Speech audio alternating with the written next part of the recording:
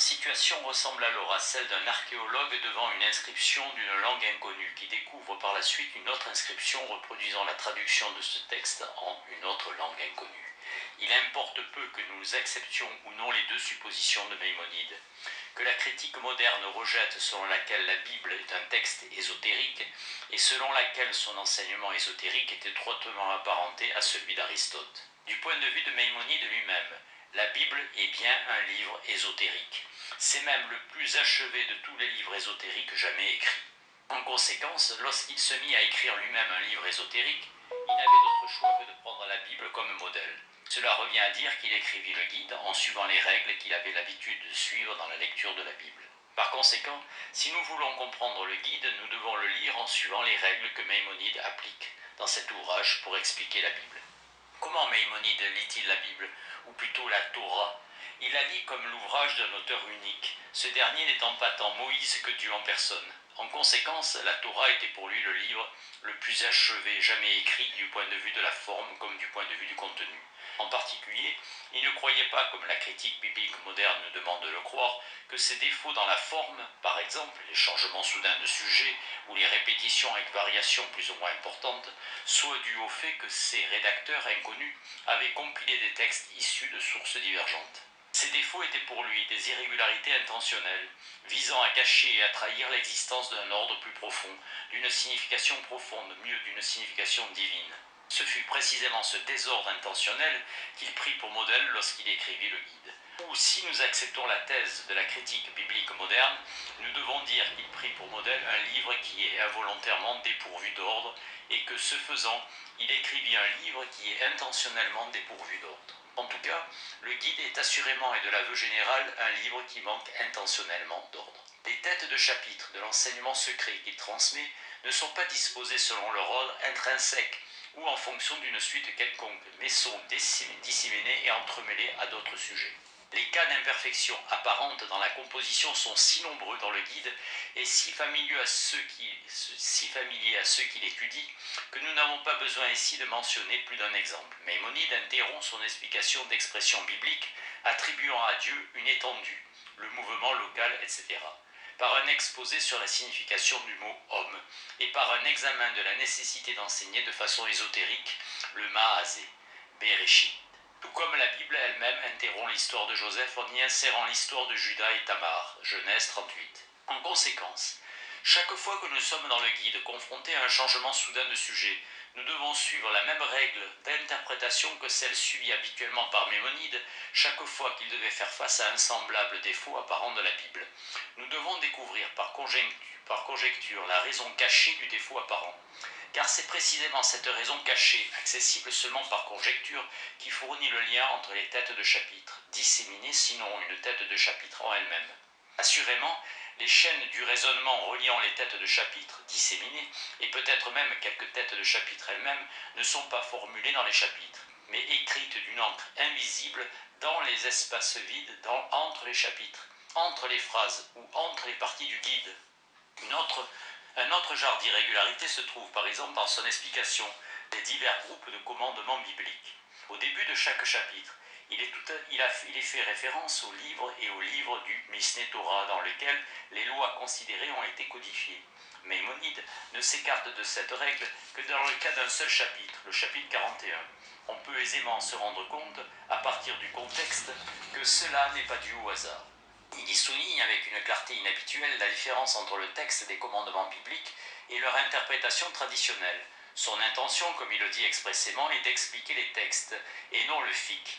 Le Mishneh Torah est consacré au fiqh. En conséquence, il aurait été extrêmement trompeur de sa part de faire référence au début de ce chapitre au livre correspondant du Mishneh Torah, c'est-à-dire au livre des juges. On peut ajouter en passant qu'un examen complet de cette irrégularité que l'espace dont nous disposons ici ne nous permet pas serait utile pour expliquer la difficulté à peine moins troublante constituée par l'inclusion dans le livre des juges des lois concernant le deuil. Comme dernier exemple de ces stratagèmes, que l'on pourrait appeler des désordres intentionnels, suggérés à Maïmonide par son modèle, nous pouvons faire mention ici des répétitions du même sujet sans variation apparente ou avec des variations seulement insignifiantes. Il observe qu'Ézéchiel a eu 2 fois la même vision du chariot céleste, le sujet le plus secret, et que ces deux visions à leur tour ne sont que des répétitions de la vision correspondante d'Isaïe. À peine moins importante pour lui était la prise de conscience que dans le livre de Job, tous les interlocuteurs répètent en apparence continuellement les propos qu'ils se tiennent, les uns aux autres, en particulier Élihu, censé être supérieur en sagesse à Job, Eliphaz, Bildad et Zophar, ne semblent rien ajouter d'important à ce que les autres ont dit avant lui. Maïmonide affirme naturellement que ces répétitions sont plus apparentes que réelles, et qu'un examen plus attentif montrera que les opinions de Job, Eliphaz, de Bildad et de Zophar, ainsi que les opinions d'Élihu, diffèrent matériellement les unes des autres, et que le récit de la seconde vision d'Ézéchiel fait des ajouts importants par rapport à celui de la première. Cette méthode, consistant à répéter la même chose avec des variations apparemment insignifiantes, mais en fait de la plus haute importance, fut extrêmement utile pour la fin poursuivie par Maïmonide.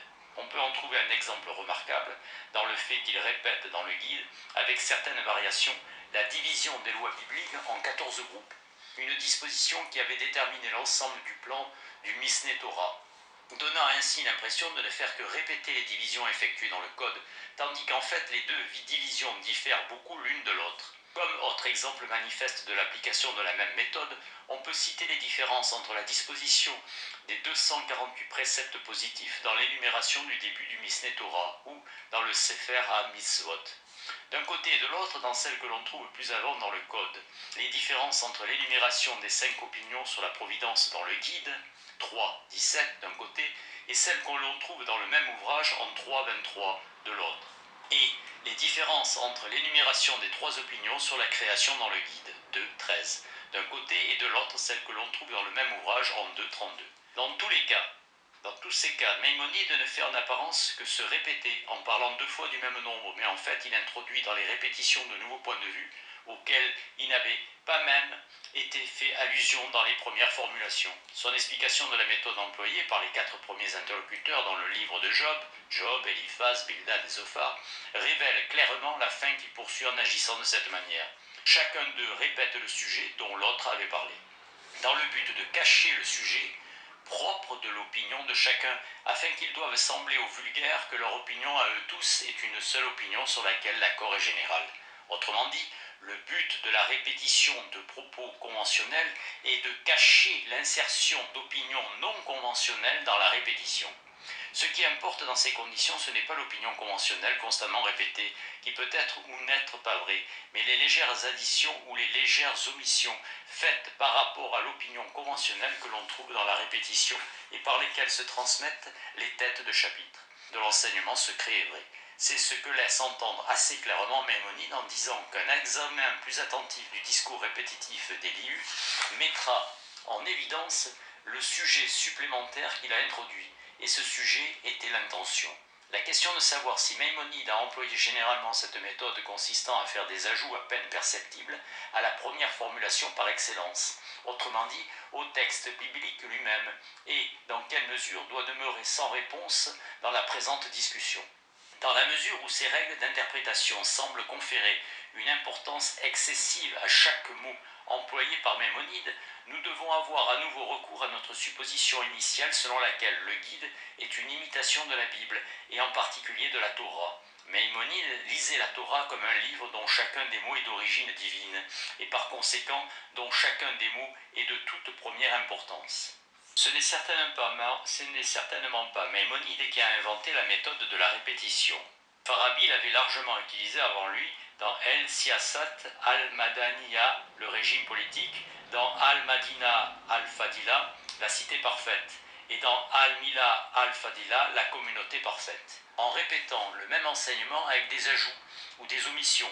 Et n'oublions pas Platon qui, pour ne mentionner que 2 exemples, a répété les enseignements de la République dans les lois, et qui a réitéré 3 fois la défense de Socrate et l'accusation portée contre lui.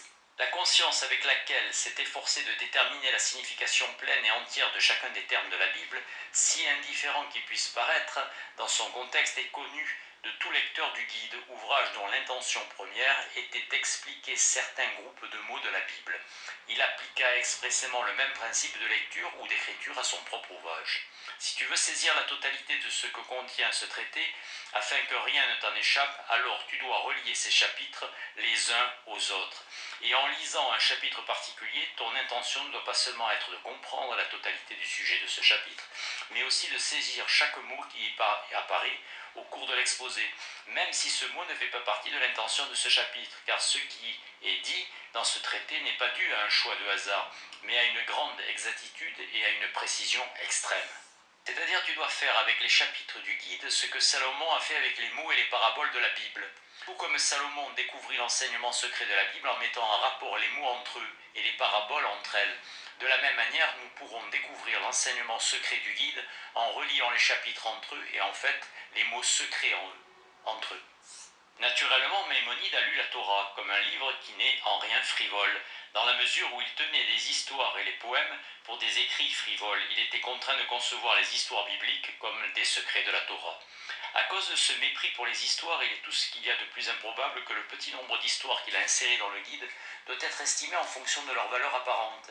Une nécessité déterminée a dû le pousser à écrire ces histoires afin de faire pénétrer dans les esprits de ses lecteurs soit quelque opinion vraie, soit quelque salutaire habitude morale. En une occasion, il nous raconte l'histoire de la façon dont il y a bien longtemps un savant lui avait posé certaines questions et comment il y avait répondu.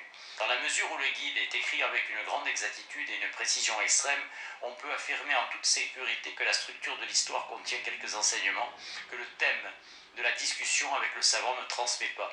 Nous trouvons dans le guide d'autres histoires racontant les choses arrivées il y a bien longtemps, comme l'histoire de la science du calame et l'histoire des 2 livres que Maïmonide avait commencé d'écrire sur les paraboles des prophètes et sur les midrashim. Nous n'hésitons pas à nommer également une histoire l'épître dédicatoire, autrement dit à supposer qu'il s'agit là encore de l'un des secrets du guide.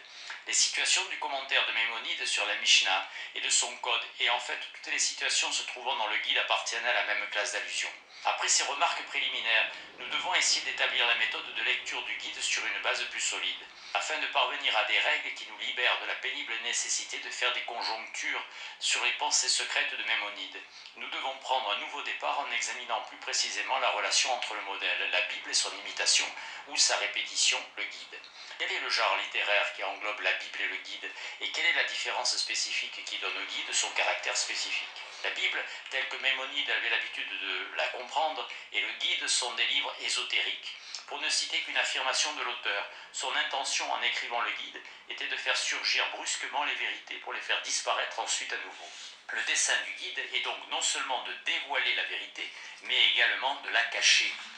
Ou, pour exprimer la même chose en des termes quantitatifs, un nombre considérable d'affirmations sont faites plutôt pour cacher la vérité que pour l'enseigner. Mais quelle est la différence entre la méthode ésotérique de la Bible et celle du guide? Les auteurs de la Bible ont choisi, afin de dévoiler la vérité, en ne la dévoilant pas, et de ne pas la dévoiler en la dévoilant, d'employer certains genres de mots, des paraboles et des énigmes. Les paraboles semblent le meilleur moyen de communication, car Maïmonide en parle de façon beaucoup plus complète que des genres de mots en question. Ainsi, le soupçon n'est-il de l'espèce des livres ésotériques à laquelle appartient la Bible, appartient à la littérature fondée sur la parabole. Ce soupçon nous conduit à poser la question de savoir si les paraboles et les énigmes sont indispensables pour un enseignement ésotérique. En fait, c'est Maïmonide en personne qui pose cette question, après avoir affirmé que personne n'est en mesure d'expliquer parfaitement les secrets et que par conséquent tout maître en parle au moyen de paraboles et d'énigmes. Il poursuit en disant que si quelqu'un veut enseigner les secrets sans employer ni parabole ni énigme, il ne peut faire autrement que de leur substituer un discours obscur et elliptique. Cette remarque peut se référer à un cas extrême qui a peu de chances d'apparaître jamais, mais elle peut également suggérer une innovation possible.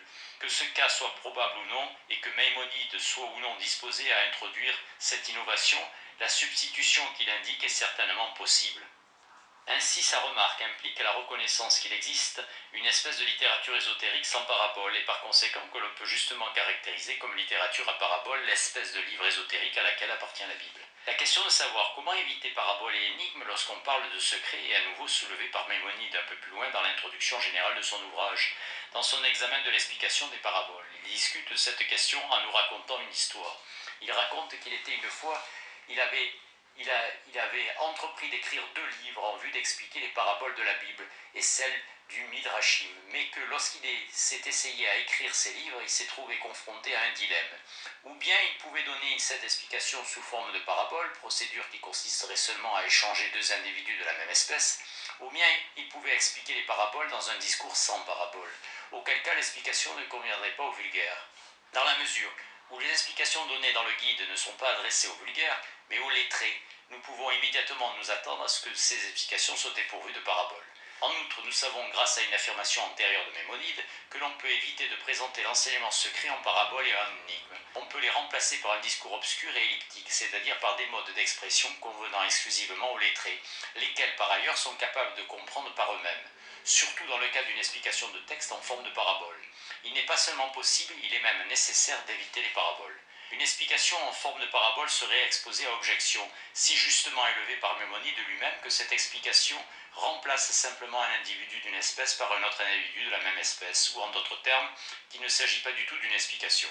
Quelle est donc l'espèce de discours différente de celui s'effectuant sous forme de parabole dont Maïmonide dut apprendre l'usage après qu'il eut décidé d'écrire le guide, en lieu et place de deux livres populaires? Quelle est l'espèce dont toutes les expositions de la vérité se trouvant dans le guide sont des individus? Pour répondre à cette question, nous devons d'abord poser la question plus générale de savoir quel est le genre qui inclut l'espèce, inconnue jusqu'ici des expositions de la vérité caractéristiques du guide, ainsi que l'espèce des expositions de la vérité sous forme de parabole. La réponse à cette question, que tout lecteur attentif du guide ne peut s'empêcher de poser, Maïmonide la donne dans la dernière partie de l'introduction générale à son ouvrage, dans laquelle il introduit de façon tout à fait abrupte et inattendue un nouveau sujet, les diverses raisons des contradictions présentes dans divers genres de livres. Nous connaissons déjà le motif caché qui sous-tend ce changement soudain de sujet. Ce motif caché est la question en quelque sorte clandestine de la méthode caractéristique du guide, ou, pour dire les choses plus généralement et plus vaguement, la question du genre englobant les méthodes ésotériques et de la Bible et du guide. À cette dernière question, Maïmonide donne ici la réponse relativement dépourvue d'ambiguïté, selon laquelle le genre recherché est le discours contradictoire. À la première question, il répond avec une pareille clarté qu'il faut faire remonter les contradictions rencontrées dans le guide à deux raisons: aux exigences de l'enseignement de questions obscures, c'est-à-dire à ce qui est requis pour les faire comprendre, et aux exigences liées au fait de parler ou d'écrire sur de telles questions. Les contradictions dues à la première raison ne peuvent manquer d'être connues du maître, en admettant qu'il ne les ait pas faites délibérément, et elles échappent à l'élève tant qu'il n'est pas parvenu à une étape supérieure de sa formation, c'est-à-dire qu'elles échappent assurément au vulgaire. Mais en ce qui regarde les contradictions dues aux dernières exigences, elles sont toujours faites délibérément, et l'auteur doit prendre le plus grand soin afin de les cacher totalement au vulgaire. Ces révélations de Maïmonide nous permettent de caractériser la forme de l'enseignement ésotérique du guide. Maïmonide enseigne la vérité, non point en inventant des paraboles ou au moyen de contradictions entre deux paraboles, mais au moyen de contradictions conscientes et intentionnelles cachées aux yeux du vulgaire entre des énoncés ne comprenant ni parabole ni énigme. Il faut conclure de ce résultat qu'aucun interprète du guide n'est autorisé à entreprendre une explication personnelle de ces contradictions. Par exemple, il ne doit pas essayer de les faire remonter aux faits ou à la supposition que les deux traditions que Maïmonide cherchait à concilier, la tradition biblique et la tradition philosophique, sont en fait inconciliables. Ou plus philosophiquement, mais de façon à peine plus satisfaisante, de les expliquer en supposant que Maïmonide était sur la piste de problèmes philosophiques dépassant l'horizon de la tradition philosophique, mais qu'il était incapable de se libérer suffisamment de ces chaînes. De telles tentatives seraient utiles si elles étaient destinées à résoudre des contradictions à la fois extrêmement compliquées et artificielles, mais elles sont à la fois erronées et superflues si elles sont destinées à résoudre des contradictions qui, si elles n'étaient pas intentionnellement, ne trahiraient pas le manquement d'une intelligence supérieure devant les problèmes, ou bien insolubles, ou bien très difficiles à résoudre, mais bien plutôt une incompétence scandaleuse. Toutes ces tentatives présupposeraient tacitement ou expressément que les contradictions ont échappé à Maïmonide, une hypothèse que réfutent ses propres affirmations sans ambiguïté. Par conséquent, jusqu'à preuve du contraire, il faut maintenant qu'il avait pleinement conscience de chaque contradiction du guide au moment même où il écrivait les propositions contradictoires. Et si l'on objecte que nous devons admettre l'éventualité que les contradictions inconscientes et involontaires se soient glissées dans le guide, dans la mesure où l'on a découvert que des philosophes guère inférieurs à Maïmonide se sont rendus coupables de telles contradictions, nous répondrons en nous référant à la déclaration vigoureuse de Maïmonide à propos du soin extrême avec lequel il a écrit chaque mot de son livre, et en demandant à ceux qui font cette objection de produire des déclarations similaires des philosophes auxquels ils pensent.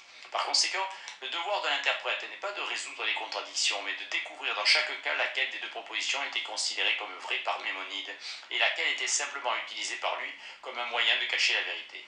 Maïmonide a posé la question de savoir si l'on peut également trouver dans la Bible des contradictions liées aux conditions requises pour parler ou pour écrire sur des sujets obscurs. Il exige que l'on se penche très soigneusement sur cette question. En fait, cette question se révèle être la question décisive. Une fois que l'on a jeté les yeux sous la surface de l'enseignement du guide, dans la mesure où Maïmonide n'y répond pas explicitement, elle doit être laissée ouverte ici. Nous ne pouvons pas non plus examiner ici les questions connexes, à savoir si une certaine tradition philosophique n'a pas eu d'influence sur la méthode d'enseignement de la vérité suivie par Maïmonide, si elle n'est pas caractéristique d'un genre particulier de littérature philosophique, si, en suivant la terminologie de la tradition philosophique, il ne faudrait pas plutôt appeler le guide un ouvrage exotérique. Si cette appellation devait en dernière analyse se révéler exacte, la signification du terme « ajout » devrait subir un profond changement. Il ne désignerait plus l'enseignement secret d'importance décisive qui est ajouté à l'opinion conventionnelle, mais plutôt la représentation imaginaire ajoutée à la vérité sans masque. Dans la mesure où les contradictions sont cachées dans le guide, nous devons examiner brièvement au moins quelques-unes des manières de les cacher. La méthode la plus évidente consiste à parler du même sujet de manière contradictoire dans les pages fort éloignées l'une de l'autre. La forme symbolique de cette méthode est la suivante: A égale B, page 15, moins A ou A différent de B, page 379. Si l'on prend cependant en compte la négligence avec laquelle nous lisons habituellement, on peut réduire la distance entre les pages à n'importe quel nombre positif. Une variation de cette méthode consiste à effectuer l'une des deux affirmations contradictoires, pour ainsi dire, en passant. Un bon exemple en est la négation, faite en passant par Maïmonide, du caractère obligatoire de toute la législation concernant les sacrifices. Une allusion à cette proposition se trouve dans les commentaires de Joseph Ibn Kaspi sur Deutéronome. 3. Une troisième méthode consiste à contredire de façon indirecte la première affirmation en contredisant ses implications. La forme symbolique de cette méthode est la suivante: A égale B, B égale C, A égale C, A différent de C, A différent de B. Les crochets indiquant les propositions qui ne doivent pas être prononcées.